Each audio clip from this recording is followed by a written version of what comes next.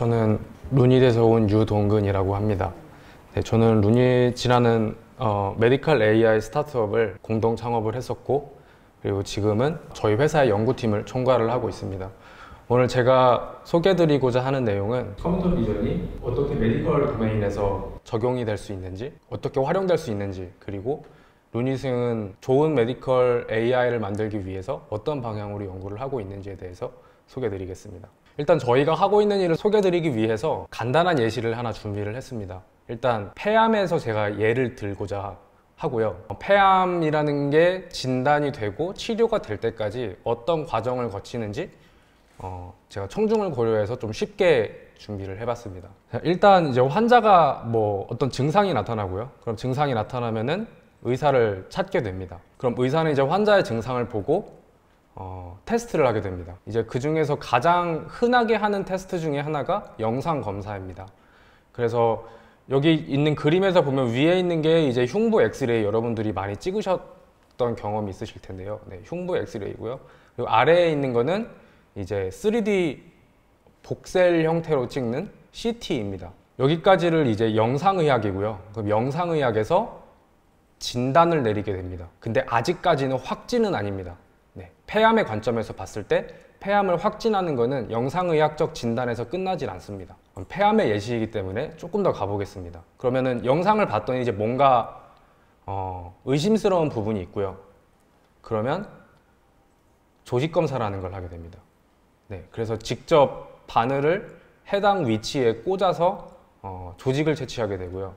그 조직을 병리과라는 곳으로 보내게 됩니다. 그럼 병리과에서는 그 조직을 염색을 하고 화학적 처리를 해서 이렇게 얇은 슬라이드로 만들고요. 그 슬라이드를 현미경으로 병리과 의사들이 직접 보고 판독을 합니다. 어떤 판독을 하냐면 런캔서의 예시이기 때문에 암세포를 찾습니다. 그럼 만약에 조직검사 결과 암세포가 나왔으면은 여기까지를 이제 병리과에서의 진단이라고 합니다. 근데 이제 여기서는 확진이 일어납니다. 왜냐하면 세포 레벨까지 암세포의 유무를 확인했기 때문에. 그 이후에는 이제 운이 좋다면은 수술을 하게 되고요. 조금 운이 안 좋아서 암이 많이 퍼진 상태라면은 이제 화학적 치료를 들어가게 됩니다. 항암 치료라, 저희가 흔히 말하는 항암 치료라는 걸 하게 됩니다. 그래서 여기를 이제 치료의 영역이라고 합니다. 그래서 보시면은 이제 폐암의 예시에서 이렇게 폐암을 확진받고 치료를 받을 때까지 이렇게 긴 프로세스를 거치게 되는데요. 이제 여기서 컴퓨터 비전과 의학이 만나서 가치를 줄 수 있는 부분이 구석구석에 있습니다. 그래서 저희는 진단에서부터 영상의학적 진단, 그리고 병리학적 진단, 그리고 치료까지, 암의 치료까지 다 연결하는 부분에서 전부 다 컴퓨터 비전 기술을 적용해서 환자의 생존율을 높이는 데 기여하고자 하고 있습니다. 그럼 제일 먼저 영상의학적 진단부터 제가 소개를 드리도록 하겠습니다. 방법론적인 내용은 제가 설명하지 않을게요. 여러분들도 이미 비주얼 레코그니션이라는 분야에 대해서 굉장히 잘 알고 계실 거고, 시간 관계상 방법론에 대해서는 제가 구체적으로 설명 안 드리지만 컴퓨터 비전이 이렇게 쓰일 수 있구나 라는 관점에서 봐주시면은 재밌게 보실 수 있을 것 같습니다. 자, 첫 번째는 저희가 이제 가장 많이 찍는 흉부 엑스레이에서 지금 현재는 이 제품이 10가지 폐에 관련한 10가지 병변들을 찾아내고 있는데요. 제가 오늘 런캔서 이그젬플이라고 말씀을 드렸기 때문에 런캔서 하나에만 집중을 해서 설명을 드려보겠습니다. 자, 이게 저희 제품의 형상이 이렇게 생겼고요. 어찌어찌 개발을 했고, 이거를 클리니컬 밸리데이션을 하기 위해서, 그러니까 임상시험을 해야 됩니다. 의료기기를 팔기 위해서는 임상적으로 유의미한지를 입증을 해야지 허가를 받고 제품을 세일즈를 할 수 있기 때문에 옵저버 퍼포먼스 테스트라는 걸 합니다. 이제 이게 뭐냐면은 사람의 프랙티스와 그리고 AI가 적용됐을 때 프랙티스에서 효용성이 있는지를 검증하는 스터디라고 생각을 하시면 될 것 같습니다. 저희가 이 스터디를 위해서 이렇게 5개의 군을 구성을 했고요. 제일 위에서부터 보시면은 루닛 인사이트가 있고, 이게 저희 제품명이고요. 다음 두 번째는 thoracic radiologist라고 되어 있습니다. 이게 이제 영상의학과 교수님들입니다. 5분을 모셨고요. 그 다음이 board certified radiologist라고 되어 있는데, 이게 이제 영상의학과 전문의입니다.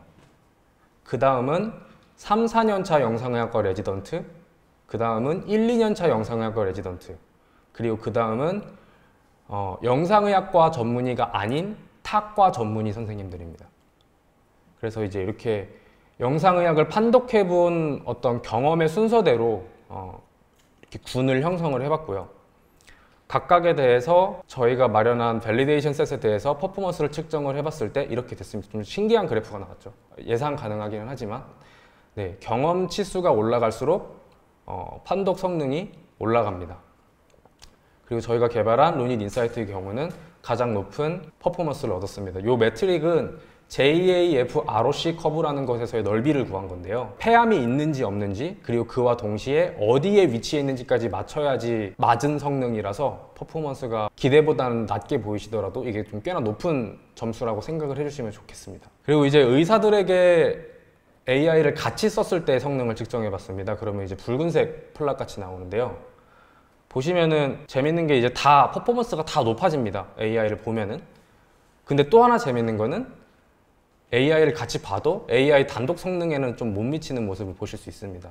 아무래도 선생님들의 자신들의 어떤 경험에서 우러난 그런 판단을 AI에 쉽게 맡기지는 않는 경향을 보이고 있고요. 그리고 하나 재밌는 거는 영상의학을 전공하지 않은 탁과 의사들이 실제로 흉부 엑스레이를 많이 판독을 하거든요. 개인 병원이나 동네에 있는 작은 병원에서는. 근데 이런 분들이 거의 영상학과 교수급으로 퍼포먼스를 높일 수 있을 거다라는 결과가 나왔습니다. 조금 더 정성적인 예시를 보여드리겠습니다. 지금 이 환자 같은 경우는 지금 이 부분에 폐암이 있었어요. 근데 지금 여기 이렇게 보이는 이만큼 하얀색 조직들에 가려서 잘 보이지 않는 케이스였고요. 10명의 영상학과 의사 중에서 8명이 이 폐암을 놓쳤습니다. 근데 이제 AI는 이제 이렇게 푸르스름하게나마 잡아낸 것을 확인을 하실 수 있고요. CT 영상에서 보면 이제 이렇게 뚜렷하게 보입니다. CT에서는 이 해당 부위가 이렇게 뚜렷하게 있는 것을 볼 수 있습니다. 자, 그럼 요것 같은 경우는 지금 여기 이만큼이 간인데요. 이제 간에 또 폐암이 가려가지고 10명의 영상의학과 전문의 중에서 5명이 폐암을 놓쳤던 케이스입니다. 여기서도 마찬가지로 굉장히 뚜렷하게 잡고 있습니다. 조금 더 재밌는 스터디를 이제 보여드리고자 하는데, 요거는 어떤 서울대병원에 있는 어떤 환자였고요. 13년도 검진에서 정상 판독이 됐고요. 14년도 검진에서 정상 판독됐고 15년도 검진에서 정상 판독됐습니다. 그리고 그 바로 다음해인 16년에 런캔서가 발견이 되었고 조직검사 결과 런캔서로 확진이 됐습니다. 그래서 이 데이터를 이제 옛날 데이터잖아요. 이걸 그대로 가져와서 저희 제품으로 인퍼런스를 해봤는데요. 그러면 이렇게 결과가 나왔습니다. 보시면은 14년부터 이미 좀 뚜렷하게 런캔서가 있다라고 잡아내고 있고요. 그리고 13년도 잘 보이실지 모르겠는데 살짝 푸르스름하게 의심을 하고 있습니다. 근데 이게 이제 주는 메시지가 중요한데요. 암에서 가장 중요한 게 좋은 치료를 받기 위해서는 초기에 발견을 해야 됩니다. 초기에 발견을 하면 수술로 치료가 가능한데 진행이 돼버리면은 이미 많이 퍼져버린 상태이기 때문에 수술이 거의 무의미하게 되고요. 그냥 이제 화학적 치료를 하게 됩니다.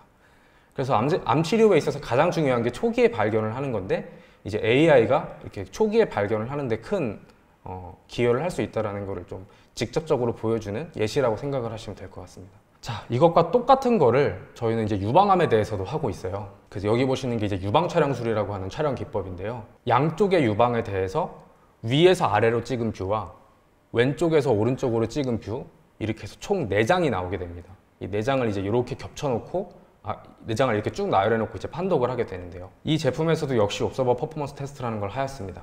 요건 좀 빠르게 넘어갈게요. 결과가 비슷하기 때문에. 그래서 브레스트 스페셜리스트라는 건 이제 영상의학과 중에서도 브레스트 레디올로지에 더 특화돼서 펠로우까지 거치신 선생님들을 브레스트 스페셜리스트라고 부르고요. 이제 이런 분들을 7분을 모셨고, 브레스트 스페셜리스트는 아닌 영상의학과 전문의를 또 7분을 모셨습니다. 그래서 이분들의 각각의 퍼포먼스가 이 정도가 나왔는데, 이제 저희 루닛 인사이트의 성능은 훨씬 더 높은 성능이 나왔습니다.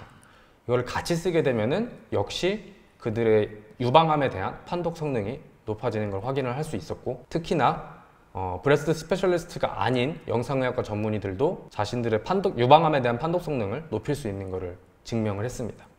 역시 비슷한 스터디인데요. 이제 이 환자 같은 경우 11년에 정상, 12년에 정상, 13년에 조직검사를 통해서 유방암이 확진을 받았습니다. 근데 역시 AI는 2년 전부터 잡아내고 있습니다. 근데 이게 굉장히 중요한 게 2년 전에 치료를 시작할 수 있었어요. 근데 2년 동안 이제 암을 몸에 지니고 살게 된 거죠.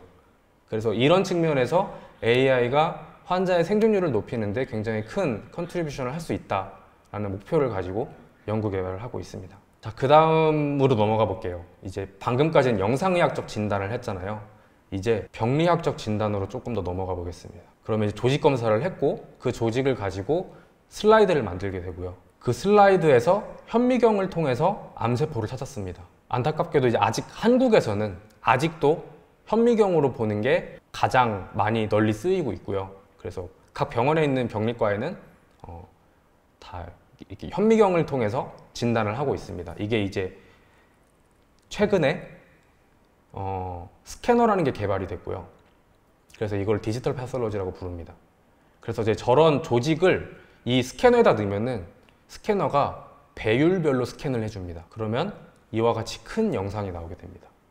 지금 이 영상은 여러분들이 컴퓨터 비전에서 보시는 영상이랑 좀 크기가 많이 다릅니다. 가로 10만, 세로 10만짜리의 이미지가 나오고요. 요거 한 볼륨, 요 케이스 하나가 5기가가 넘습니다. 이미지 한 장이 5기가라고 생각하시면 될 것 같습니다. 자, 이게 얼마나 큰 거냐면은 제가 왼쪽에 서울 지도를 가지고 왔거든요. 서울 위성 사진을 가지고 왔어요. 이 비슷한 수준이라고 생각하시면 됩니다. 여기서 요만큼을 확대를 해보면요. 양쪽에서 이렇게 됩니다. 그러면 암세포를 찾으려면은 여기 오른쪽에 있는 것처럼 줌인을 해서 봐야겠죠? 그러면은 지금 여기 세포 핵이 보이잖아요. 까맣게. 이 세포 핵이 왼쪽 서울 위성 사진에서 거의 자동차 크기랑 맞먹는 걸 보실 수 있습니다. 그럼 이렇게 생각을 하시면 될 것 같아요. 암세포를 찾는다라는 작업이 서울에서 자동차를 판별하는 작업과 비슷하다고 생각을 하시면 될 것 같습니다. 그러니까 사람은 병리과 의사가 암을 진단할 때 현미경으로 세포 전체를 풀스캔을 하지 못합니다. 당연하죠. 그래서 이제 이걸 기계가 할 수 있다면 좀 더 정확하게 암세포를 찾아내고 하나의 암세포라도 찾았으면 이제 암이라고 진단을 내릴 수가 있겠죠. 그래서 그런 데에 이제 가치가 있을 것이라고 보고 연구 개발을 진행하고 있었습니다. 그래서 이거 보시면은 이제 애노테이션을 이렇게 좀 특별한 형태의 애노테이션 툴을 또 개발을 해야 되고요. 여기 보시면 이렇게 아이패드로 제공을 하고 있습니다. 그래서 애플 펜슬로 병리과 선생님들이 이렇게 암 영역을 이렇게 또 막 애노테이션을 해주시고요. 그리고 셀 레벨까지도 내려가야 됩니다. 그러면 이제 각 셀이 어떤 셀인지까지 다 포인트 닷으로 찍고 클래스까지 할당을 해주십니다. 그러면 이제 이렇게 루니스콥이라고 하는 어떤 하나의 제품이 나왔고요. 이제 이걸 보시면은 어떤 세포들이 모여 있는지 그리고 각 세포들의 종류는 뭔지까지 세그멘테이션과 디텍션을 다 하고 있습니다. 지금 여기서 이 빨간색에 해당하는 부분을 보고 있다는 뜻입니다. 네, 근데 제가 지금 이 데모를 보여드린 이유가 이제 다음 부분으로 넘어가는데 되게 중요하기 때문에 보여드렸는데요. 이 제품을 통해서 그냥 암세포가 있다 없다 그래서 암 확진하자 말자의 문제로 머무르는 게 사실 저희한테 거기에 관심이 그렇게 많지는 않습니다. 네. 더 큰 가치는 어디서 낼 수 있냐면 이렇게 세포의 종류를 다 인식해내고 그리고 이 영역은 어떤 영역인지를 다 인식해내면은 이렇게 퀀티피케이션을 할 수 있잖아요. 예를 들어서 정상세포 대 암세포의 비율 그리고 암세포가 혈관 근처에 있는지 없는지 여부 뭐 이런 것들을 저희가 퀀티피케이션을 할 수가 있습니다. 사람은 못하는 일이었죠. 그거는. 그러면은 그 퀀티피케이션 된 정보를 가지고 치료로 연결을 시킬 수가 있습니다. 치료로 연결이 되면은 이제 제약시장이잖아요. 치료에서부터는. 그래서 또 창출할 수 있는 가치가 굉장히 어마어마하게 커지게 됩니다. 그럼 제가 이제 치료를 어떻게 연결을 시키는지를 또 설명을 드리도록 하겠습니다. 일단 이제 저희는 요즘의 항암에서만 좀 관심을 가지고 있습니다. 옛날 항암 말고요. 항암을 이제 1세대 항암이라고 1세대 항암, 2세대 항암, 3세대 항암이 있다고 하는데 1세대 항암은 분열하는 세포를 다 죽이는 방식이었고요. 약을 통해서. 그러니까 부작용이 굉장히 심했죠. 그리고 표적 항암이라는 게 나타났습니다. 2세대 항암이라는 게. 2세대 항암은 암세포만 골라서 죽이기는 하는데 금방 내성이 생겨버립니다. 그래서 약을 바꿔야 됩니다. 계속. 바꾸다 보면 이제 쓸 수 있는 약을 다 쓰고 더 이상 암세포를 죽일 수 있는 약을 못 쓰게 되면은 안 좋은 결과로 봉착을 하게 됩니다. 3세대 항암은 뭐냐면 조금 재밌는 차원의 항암인데요. 이제 요걸로 일본에서 개발을 해서 이걸로 노벨 의학상인가를 받았을 거예요. 근데 이제 이 항암이 뭐냐면은 굉장히 재밌는 패러다임인데, 우리 몸에 있는 면역 체제를 뭔가 자극을 해서 우리 몸의 면역 세포가 암세포를 죽이게 만듭니다. 그럼 이거의 장점은 당연히 큰 부작용이 없습니다. 그래서 저희는 이 면역 항암에 지금 관심을 가지고 연구 개발을 진행하고 있는데요. 문제가 있습니다. 면역 항암에 반응을 하는 사람이 30%밖에 안 됩니다. 그러니까 반응을 한다는 의미는 면역 항암제를 투여를 했는데 암세포의 크기가 줄어든 사람의 경우가 100명 중에 30명밖에 없다는 소리입니다. 그럼 나머지는 반응을 안 했으면은 뭐 본전 아니냐 이렇게 생각할 수 있잖아요. 근데 굉장히 큰 문제가 뭐냐면 15%에서는 프로그레시브 디지즈라고 해서 원래 암세포가 성장하던 속도보다 면역 항암제를 맞고 나서 더 빠르게 성장을 합니다. 그리고 약 5% 정도의 포션에서는 하이퍼 프로그레션이라고 해서 급격하게 암세포가 성장을 하기 시작합니다. 면역 항암을 맞고 나서. 이런 것들이 왜 이런지에 대한 정확한 의학적인 메커니즘은 아직도 계속 연구 개발 중인 상태이고요, 의학에서. 그래서 저희는 이제 중요한 게 뭐냐면 프로그레시브 디지즈나 하이퍼 프로그레션이 있을 사람들을 면역 항암제를 투여하면 안 됩니다. 면역 항암제는 반드시 리스폰드 할 사람에게만 투여를 해야 됩니다. 이해가 되셨죠? 왜 그런지. 그래서 포텐셜 리스폰더를 셀렉트 해야 된다라는 거고요. 제가 여기서 잠깐 재밌는 생물학적인 그림을 하나 준비를 해봤는데요. 이게 아까 저희가 만든 AI로 이제 디텍션한 결과인데요. 여기 지금 색깔이 잘 구분이 되실지 모르겠는데 주황색이 암세포고요. 그리고 하늘색이 면역세포입니다. 그러면 제일 왼쪽 그림을 보시면은 암세포와 면역세포가 스페이셜 도메인에서 이렇게 엉켜 있습니다. 자, 두 번째 그림은 면역세포는 따로 모여 있고 암세포가 또 따로 모여 있습니다. 다음 세 번째 그림은 면역세포가 없고 암세포만 있습니다. 자, 이 세 가지 타입 중에서 뭐가 면역항암에 제일 좋을까요? 그러니까 면역항암의 원리는 면역세포를 뭔가 어떤 의학적인 메커니즘에 의해서 자극을 해서 암세포를 죽이게 하는 원리거든요. 그럼 당연히 제일 왼쪽이 좋겠죠. 암세포와 면역세포가 이미 많은 오버랩을 가지고 있는 경우. 가장 나쁜 경우는 면역세포가 아예 없는 거. 그래서 각각을 inflamed, excluded, desert라고 표현을 하고 있습니다. 그러니까 제가 이 예시를 왜 들었냐면은 AI를 통해서 세포의 종류와 암 조직의 종류를 퀀티피케이션을 할 수 있게 되면은 이런 inflamed인지 excluded인지 desert인지를 판단을 할 수 있게 되고, 그러면 이 환자가 면역항암에 반응을 할지 혹은 하지 않을지를 예측을 할 수 있다라는 어떤 의학적 실마리가 있습니다. 네, 그래서 이걸 소개를 드렸고, 그러면은 이제 이렇게 조직 영상에서 저희 루니스콥이라는 제품을 통해서 퀀티피케이션을 이렇게 하게 되고요. 그러면은 이런 다양한 종류의 피처들을 저희가 설계를 할 수 있습니다. 이런 다양한 피처를 설계를 해서 별도의 클래시파이어를 하나 학습을 하면요, 이 환자가 면역항암에 반응을 할지 안 할지를 클래시피케이션을 해줄 수가 있습니다. 결과를 하나 가져와 봤는데요. 뭐 다양한 저희가 이제 하고 있는 다양한 결과들이 있는데, 그 중에서 폐암에 제가 초점을 맞춘다고 했기 때문에 폐암에 대한 결과 하나를 가져와 봤습니다. 지금 이게 가로축이 생존 기간이고요. 네, 그러니까 후양적으로 분석을 한 겁니다. 그 다음 세로축이 프로그레션 없이 생존하는 비율입니다. 그리고 AI 하이라고 되어 있는 것이 AI가 너는 리스폰더야 라고 말해준 거고요. AI 로우라고 하는 것이 너는 넌 리스폰더야 라고 한 것입니다. 그리고 여기 있는 모든 환자들은 다 면역항암제를 투여받았습니다. 그럼 보시면 AI가 리스폰더라고 할 거다라고 예상한 군에서 더 오랫동안 생존하는 것을 뚜렷하게 확인하실 수 있습니다. 반대로 AI가 면역항암제에 너는 반응하지 않을 거야 라고 말한 군에 대해서는 더 빠르게 생존이 줄어드는 걸 보실 수 있습니다. 그럼 여기서 저희는 지금 어떤 컴퓨테이셔널한 방법으로 이게 면역항암에 대해서 반응을 할지 안 할지를 예측했잖아요. 근데 기존에 바이오케미컬한 어떤 방법에 의해서 이게 면역항암에 대해 반응을 할지 안 할지를 예측하는 그런 테스트가 있었습니다. 면역항암이 개발될 때 이제 같이 개발이 된 건데요. 그래서 요 PDL1이라는 이제 마커가 있는데, 요것과 AI를 같이 썼을 때 저희의 AI는 컴퓨테이셔널한 방법이죠. 컴퓨테이셔널한 방법과 바이오케미컬한 방법으로 같이 프리딕션을 해봤을 때 얼마나 더 정확해지는지를 또 스터디를 해봤습니다. 그래서 이제 PDL1 플러스는 기존 바이오마커가 이 환자는 면역항암이 들 것이다 라고 예측을 한 거고, 그리고 AI 하이는 아까와 같이 AI가 파지티브라고 예측한 경우입니다.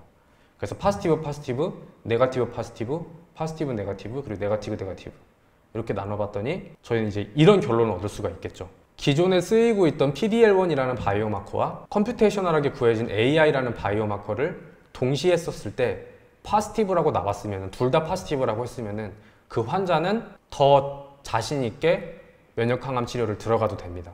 근데 반면에 둘 다 네거티브라고 했던 환자에 대해서는 면역 항암 치료를 해서는 안 됩니다. 오히려 기존 세대의 항암 치료, 2세대든 2세대든 1세대든 이제 그런 항암 치료를 받는 게 그 환자의 생존율에 더 좋은 영향을 미치게 됩니다. 여기까지 저희가 어떤 연구를 하고 있는지 소개를 드리도록 하고요. 네, 그래서 저희가 이제 이런 연구 개발을 통해서 레디올로지나 네이처 사이언티픽 리포트, 자마 네트워크 오픈 뭐 이런 좀 여러분들은 좀 생소하실 수 있는데 의학계가 또 임팩트 팩터가 굉장히 높거든요. 네, 그래서 이런 의학 저널들에 또 저희 제품의 효용성을 입증하기 위한 퍼블리케이션도 활발하게 하고 있고요. 결국 이런 게 없으면 제품이 팔리지가 않습니다. 의학계가 보면 굉장히 사이언티픽하게 돌아가기 때문에 항상 에비던스를 가지고 와라라고 하고요. 그래서 그 에비던스를 항상 이런 클리니컬 페이퍼들을 통해서 에비던스를 가지고 가야만 합니다. 또한 저희의 뭐 CVPR이나 ICCV 같이 의학에서도 이제 RSNA나 아스코, AACR과 같은 굉장히 좋은 컨퍼런스들이 있고요. 여기에도 굉장히 많은 수의 발표들을 그동안 해왔습니다. 그리고 저희의 분야죠. 이런 의학 제품을 연구 개발해 나가는 과정에서 이제 저희가 봉착한 문제들을 저희 연구팀에서는 좀 최대한 제너럴하게 풀려고 노력을 하고 있고요. 그래서 그 어프로치가 유효했다면은 컴퓨터 비전 커뮤니티에 또 논문을 제출을 해서 또 많은 성과를 내고 있습니다. 또 그와 동시에 연구원 분들께서 또 이렇게 중간중간에 챌린지도 나가시고요. 그래서 그동안 이렇게 총 4차례 챌린지를 나갔었고 그 중에서 3개에서는 또 1위를 했던 기록을 가지고 있습니다. 사실 제가 준비했던 슬라이드는 이거보다 더 많은데 시간이 다 돼서 조금 축약해서 하고 마무리하겠습니다. 이제 원래 그럼 루닛은 어떻게 연구 개발을 하고 있는가에 대해서 조금 더 설명을 드리려고 했거든요. 이제 저희는 어쨌든 딥러닝이라는 걸 하고 딥러닝이라는 패러다임 하에서 저희도 연구 개발을 하고 있는 거고요. 그러면은 어떻게 다른 타사 대비 경쟁력을 가지고 갈 것이냐에 대한 고민을 많이 했습니다. 네. 그래서 저는 이제 그거를 조금 딥러닝의 역사에서 찾아보려고 고민을 했던 편이고요. 그래서 뭐가 딥러닝을 석세스풀하게 만들었는지를 역사를 통해서 보면은 여기 지금 빨간색들이 딥러닝 방법들이고요. 다들 옛날에 나왔습니다. 네. 옛날부터 개발이 되고 있었고, 그리고 여기 파란색 점이 이제 좀 여기에는 예시로 SVM이라고 해놨는데 쉘로우한 모델들이었습니다. 딥한 모델들이 아니라. 근데 이제 쉘로우한 모델들이 주류를 차지하고 있다가 어떻게 딥러닝이 지금의 상태까지 이르렀냐면은 GPU라는 컴퓨팅 기술이 도입이 됐고요. 그리고 이미지넷이라는 라지 스케일 데이터가 2010년에 공개가 됐습니다. 그래서 이것들이 딥러닝이라는 모델과 만났더니 2012년 IRS-VRC에서 처음 브레이크스루가 나왔던 거였죠. 그래서 이걸 통해서 봤을 때 저는 딥러닝에서 가장 중요한 건 뭐 여러분들 다 아시겠지만 데이터, 그리고 좋은 메서드, 그리고 컴퓨팅이 중요합니다. 근데 저는 이 중에서도 특히 이제 메서드 부분이 있잖아요. 메서드 부분은 아카데미아가 굉장히 빠르게 발전을 하고 있고요. 사실 우리가 좋은 딥러닝 연구를 해서 좋은 제품을 만드는데 적용을 했다 하더라도 그 기술은 다들 아시겠지만 한 달이나 2달만 지나면 또 이미 올드한 기술이 되어 있습니다. 컴퓨팅은 저희가 해야 될 일은 아닌 거고요. 그랬을 때 저는 이제 여기서 가장 중요한 점이 전 데이터라고 생각을 했습니다. 결국은 이제 저희가 회사에서 제품을 개발하고 그걸 리얼월드에서 적용하다 보면은 다양한 문제들에 봉착을 하게 되는데 그 문제들을 해결하는 방식은 항상 똑같았습니다. 아, 이런 경우에 해당하는 데이터를 더 모아야겠다. 그러니까 결국 메서드로 이리 돌고 저리 돌다가 결국은 데이터로 수렴을 합니다. 아, 데이터 더 모으자. 그래서 어드밴스드 데이터 플랫폼을 만드는 게 굉장히 중요하다 생각을 했고요. 그리고 여기 보이시는 빨간색 지점, 이 데이터를 최대한 잘 활용할 수 있는 방법에 집중을 하는 게 중요하다고 생각을 했습니다. 그래서 세미 슈퍼바이스 러닝이나 뭐 언슈퍼바이스 러닝 등등등 데이터를 최대한 잘 활용할 수 있는 방법에 굉장히 집중을 하고 있습니다. 그래서 제가 준비했던 슬라이드를 다 스킵하고 바로 마지막 슬라이드로 넘어가면요. 그래서 이제 저희가 AI를 어떻게 응용하고 있는지에 대해서는 다이그노스틱, 그러니까 진단을 하기 위한 AI, 그리고 치료로 연결시키기 위한 AI를 둘 다 하고 있다라고 이해를 해주시면 좋겠고, 그리고 메소드 측면에서는 데이터를 최대한 활용할 수 있는 방법, 그래서 특히나 저희가 집중하고 있는 게 언스퍼바이스 러닝이나 세미 슈퍼바이스 러닝에 많은 공을 기울이고 있고요. 클로징 더 룹이라고 저희가 부르고 있는, 언제 나중에 기회가 되면 한번 소개를 드리고 싶은데 굉장히 훌륭한 데이터 플랫폼을 만들기 위해서 또 노력을 하고 있습니다. 네, 여기서 저의 발표를 마치도록 하겠습니다.